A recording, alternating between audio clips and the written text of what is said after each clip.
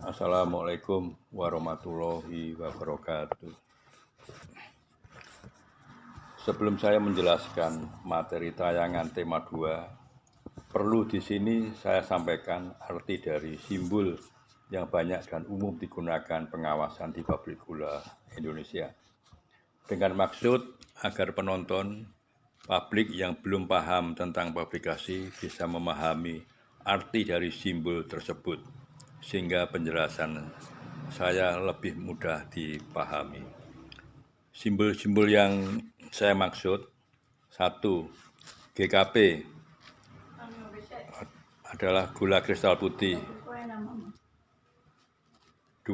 HK, harkat kemurnian atau hasil bagi kemurnian, atau purity dihitung dengan rumus persen pol bagi persen brick kali 100%. Nilainya tidak lebih dari 100%. Makin tinggi angka HK menunjukkan nira tebu atau sirup makin baik. 3% pol atau gula, yaitu jumlah berat gula per 100 bagian bahan dihitung pada satuan berat yang sama. 4% brick, jumlah berat zat padat terlarut dari gula maupun bukan gula per 100 bagian dihitung pada satuan berat yang sama. 5. Kapasitas giling, yaitu kecepatan giling tebu per satuan waktu. TTH sama dengan ton tebu per hari dan TCD sama dengan ton kin per D. Pol tebu adalah jumlah gula per 100 bagian tebu dinyatakan dalam persen. Nilai pol tebu diperoleh dari analisa pol nira mentah dan pol ampas tebu, serta berat nira mentah, berat ampas, dan berat tebu digiling. 7. Sabut tebu adalah jumlah zat padat atau serabut tebu kering per 100 bagian tebu. Nilai sabut tebu diperoleh dari hasil perhitungan berat kering ampas gilingan akhir dikurangi persen brick ampas kali ampas gilingan akhir persen tebu. Kemudian kami akan menjelaskan pengertian kotoran tebu. Menurut Maidah 1978 dalam Marsadi Pawiro Semadi 2011, yang dimaksud dengan kotoran tebu adalah apa saja yang tidak mengandung gula, seperti laras, daun tebu, pucuk tebu, akar, tanah, rumput, logam, dan lain-lain. Jasmine 1984 menyatakan bahwa kotoran terdiri dari bahan larut dan bahan tidak larut. Bahan kotoran yang larut antara lain adalah karbohidrat, nirgula, hemiselulosa, pentosan, dan pektin, ikatan nitrogen, organik, zat warna, dan garam-garam. Mukhtar 1981 nampaknya sudah mencakup semua yang telah disebutkan, yaitu bahwa yang dimaksud dengan kotoran atau bahan non-tebu ialah semua bahan asing selain tebu, bersabut atau tidak bersabut dengan sedikit mengandung gula. Selanjutnya pada tabel 1 adalah hasil pengembangan dan perhitungan penurunan kapasitas giling pada setiap kenaikan 1% trust. Jumlah ulangan adalah 7.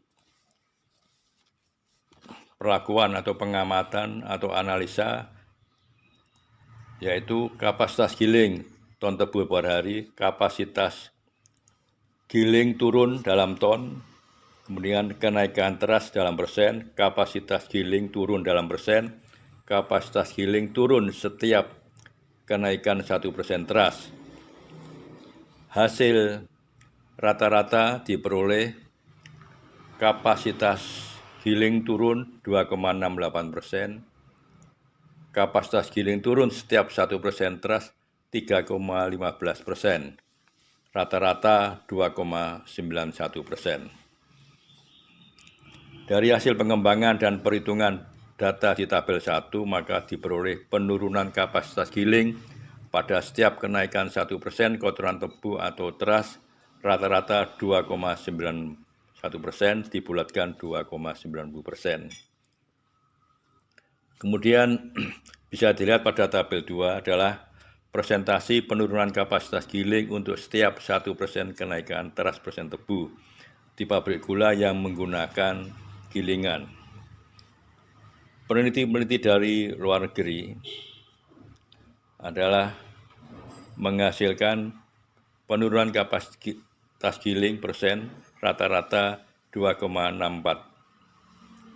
Mukhtar 1978 dan Sumarno 2021 dihasilkan teras persen tebu 2,9. Dengan catatan kadar teras tebu dan sabut tebu dianalisis di P3GI, Indonesian Sugar Research Institute, menggunakan Jeffco method, Jeffco cutter, grinder untuk shredder. Selanjutnya secara singkat akan kami sampaikan yaitu grafik 1. Korelasi antara sabut tebu dengan teras tebu. X sama dengan sabut tebu dalam persen, Y sama dengan teras tebu dalam persen, diperoleh persamaan regresi linier. Y sama dengan 2,3719X minus 27,41. R 0,98 dan R kuadrat 0,9603. Korelasi sangat signifikan. Kemudian kalau angka sabut persen tebu dimasukkan 15, maka akan dihasilkan teras persen tebu 8,17%. Kemudian grafik 2, korelasi antara teras tebu dengan kapasitas giling. X sama dengan teras tebu dalam persen, Y sama dengan kapasitas giling ton tebu per hari.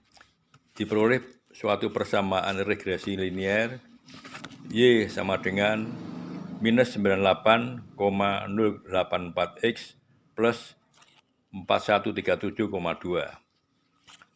Diperoleh nilai R sama dengan 0,9660, R kuadrat 0,9332. Diperoleh suatu korelasi yang sangat signifikan.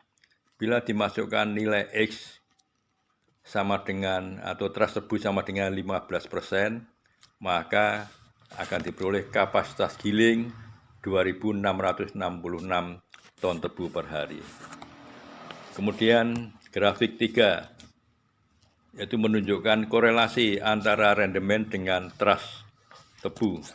X sama dengan teras tebu dalam persen, Y rendemen dalam persen, diperoleh persamaan linier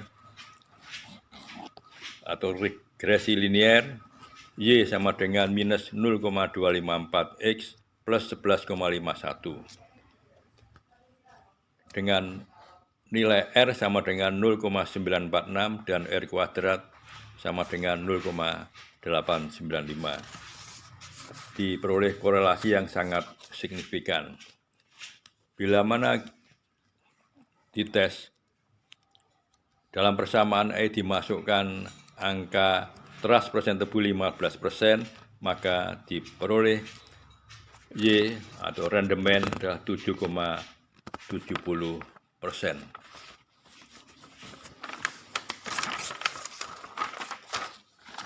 Kemudian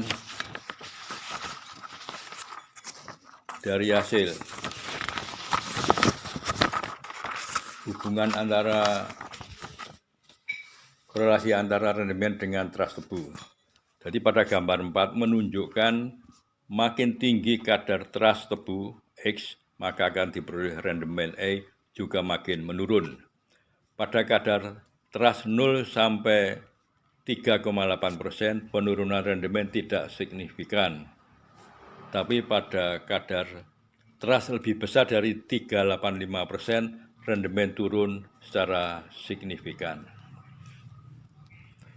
Pada kadar trust di bawah 3,85% diperoleh rendemen 11,10, 11,27, 11,31. Relatif tidak berbeda secara signifikan.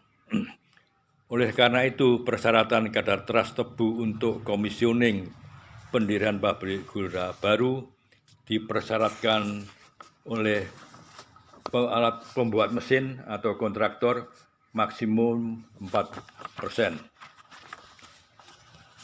Namun, dengan pertimbangan-pertimbangan kemampuan tebang dan kebersihan tebu di Indonesia, maka dari owner atau PTPN itu mengusulkan maksimum persyaratan untuk kadar trust persen tebu adalah 5%. Usulan dari owner diterima, sehingga sampai sekarang untuk komisioning pabrik gula baru untuk uji kinerja efisiensi di dalam pabrik ditentukan bahwa kadar trust maksimum di 5%. Demikian penjelasan yang bisa saya sampaikan.